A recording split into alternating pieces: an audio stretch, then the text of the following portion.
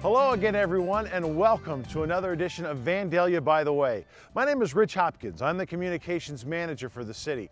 And on today's program, we've got some exciting news to pass along. A local company is growing and bringing more jobs to this area. We'll have all the details on that. Some exciting new programs coming to our Parks and Recreation Department. We'll check in at the Vandalia Recreation Center for the latest. But our first stop today is here at Ground Zero in the city's never-ending battle against the elements. We're at the Public Works Garage, where we have on storage about 700 tons of salt. It's salt that we're going to need for the next 6 to 8 weeks as we continue to battle Old Man Winter. In the months leading up to this winter, cities throughout the Midwest were given fair warning. We're in the middle of a severe salt shortage, and the salt in your bins to start the winter might just be all that you get. Public Service Director Rob Cron says that as we approach the halfway point of winter, the salt supply is holding up. So far this winter, it's been somewhat mild as far as our snow events. So with our conserving our salt, we're doing pretty well right now. We've actually, since our last taping, we've been able to obtain a little bit of salt, which we were not sure we were going to be able to. We have trucked in just a little over 200 ton of salt so far this year, which is good. Right now, we've probably used in the neighborhood of 300 ton of salt out of our supplies this year. So right now we're in pretty good shape. To stretch the supply of salt on hand, crews have been salting only primary roads and intersections and only plowing residential side streets. Grant says that even with the limited availability of more salt, his crews are still in preservation mode. We know we still have about a month and a half of winter to go, but with the good news is we have been able to obtain some salt, so we've been able to open up a little bit more and put down a little bit more salt than we started out with the winter when we were thinking that we possibly weren't going to have any more salt. So we're not ready to go back completely to the way we have in the past yet, because we know we've got a long way to go yet, but this has helped us out.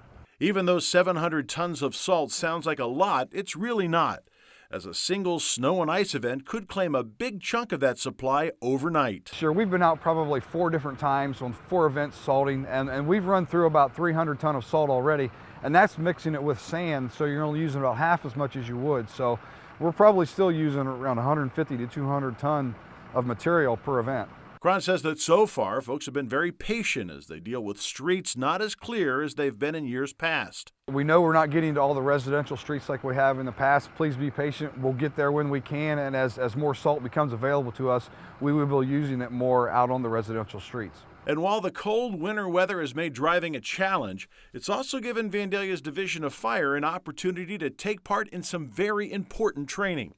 When local ponds froze up, fire crews saw the opportunity to practice frozen water rescue techniques. Guys made a recommendation we get out and work our ice rescue techniques a little bit during the colder weather, and so we took the advantage and got out there with each crew, 6 days of crews, going out, Butler crews, Vandalia crews together, and everybody got a chance to put a suit on and get in the water, and we ran through 5 or 6 different evolutions of different go rescue techniques. We also went over some of the reaching techniques that we would use if we could do that before having to put somebody on the ice or in the water to make a rescue. On scene the day we tagged along was Captain Dwayne Stitzel, who says training for this type of rescue is important. It's nice to have all these guys come out here and do this. They love doing this. It's something to do, something different that we do. We just hope that this is only practice and training that we have to do, that we'd never actually have to do this with anybody. Vandalia Fire Chief Chad Follick says the big star in these training exercises are the suits the crews wear when they go into the cold water. As icy cold as that water appears to be, Follick says the rescuers are actually quite comfortable. We currently have 4 of these ice rescue suits. They're about 3 years old. We call them Mustang suit or ice rescue suit. They are insulated type buoyant device that once you get into it, it kind of seals you up for the most part. And you get the air out of it, as much of the air out as you can, but the air that actually is trapped between you and the suit helps you be a little more buoyant. We don't always have to have a personal flotation device on, because the suit helps us with that. But the suit also protects them from a little bit of a thermal barrier, so they don't get hypothermic. They can get out in the water, quickly make that assessment, rescue, grab somebody and get them inside. Follick says training exercises like this provide valuable opportunities for crews to expand their skill set and allows the Division of Fire to be ready for just about any emergency. Luckily, we don't have these scenarios happening every day, but we do want to be prepared. We consider ourselves an all-risk service, so if something comes down the line, we want to be prepared for it, so we don't have to. First of all, we don't have to get some kind of specialty team to come in and have some victim wait on the ice for 20, 30 minutes while somebody responds from some other jurisdiction. We want to be able to effect those rescues pretty rapidly. So you'll see them from time to time. Our spec ops guys are working ice, water, rope, high angle, low angle, heavy rescue stuff, people stuck on vehicles, trench collapse, building collapse, lost person searches, those types of specialized rescue events we train on at least once a month. There's good news to report, meanwhile, on the economic development front, as a local company is announcing plans to expand. Assistant City Manager Greg Shackelford says Johnson Electric is moving ahead with plans for a new building and new jobs. They committed to 100 jobs in 3 years, which is really exciting. They had told us they were around 350, and that was what they had put on their application. They also, it was a great win for the region. City Council, of course, has been on board throughout, and our quick responses there have been very helpful. The expansion makes this project one of the largest in recent memory as it relates to new jobs in Vandalia. Shackelford says it's another example of why good economic development begins at home. Just as important or more important to take care of your companies that are in your city already, because they're the ones that have helped the city grow its tax base. They're the ones that have continued to grow over the years. And this has been a company has been committed to Vandalia for numerous years.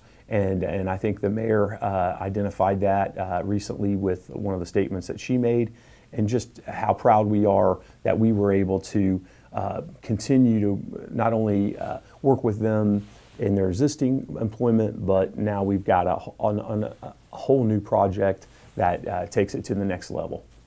And while this expansion gets underway, Shackelford says the new construction may just be the beginning of a very busy year. Another company is eyeing Vandalia as the site for a new production facility.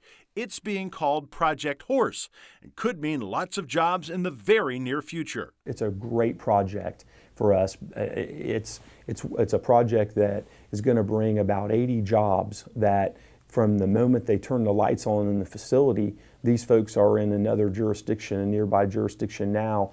They'll be able to come over and start working right away. We're still waiting for word on another major project considering Vandalia.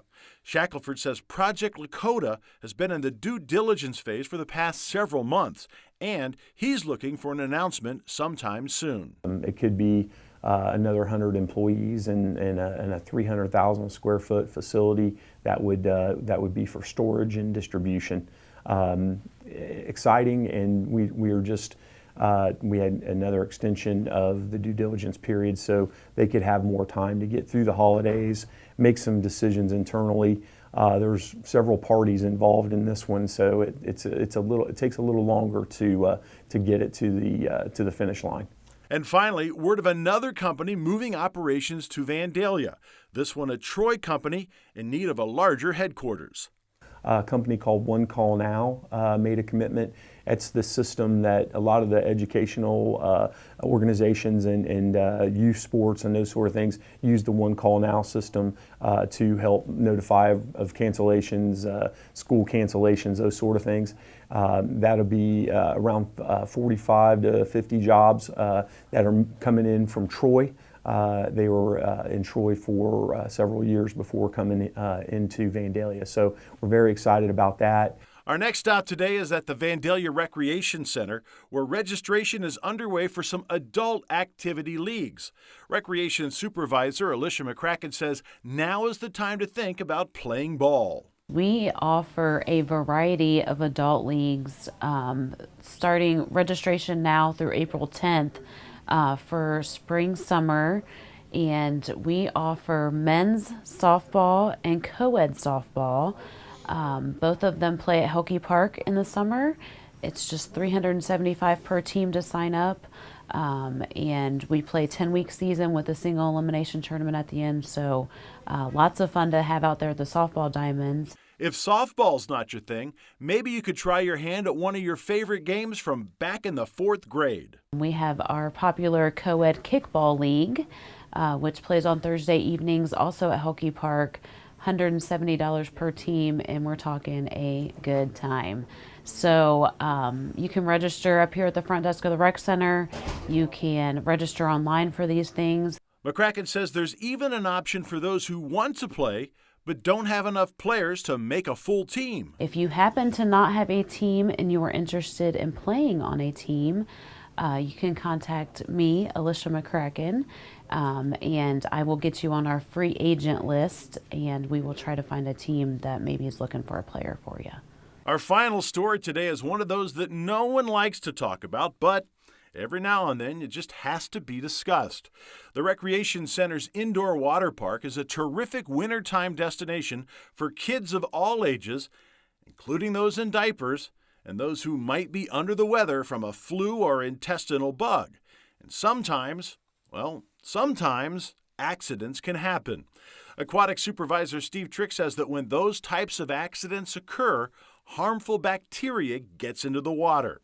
And we need to guard the public against that. And typically how the public gets contaminated by one of those two little nasties is by ingesting pool water. So if we take the public away from the pool water that possibly has one of those two little nasties in it. To get rid of those nasties, the pool has to be cleared and the water treated. Now, depending on the type of accidents we're talking about, it's a process that can take several hours to complete. Basically has to sit there for a while, and the chlorine can then attack and kill off the germs. And then once that happens, then we have to clean the filters, and then we have to bring the chlorine levels back down. All that takes time. And while that cleanup is underway, the water park must be closed to the public. It's a decision that's not very popular with folks who show up for a day of frolicking by the pool. Just kind of putting this out here for informational purposes for the public, so if they come like on a Sunday and they had an incident on a Saturday, then that's why the pool may or may not be open on a Sunday, because we still are dealing with the time of when it happened and balancing chemicals and that kind of thing. So the big takeaway from this story is that there are things you can do to help prevent an accident that might close this pool down for a few hours, even for an entire day. It's simple enough. If you're not feeling well, if your child's not feeling well, maybe they have intestinal issues, we're going to ask you to sit this one out. That's going to do it for this edition of Vandalia By The Way. I'm Rich Hopkins. Thanks for watching, and we'll see you next time.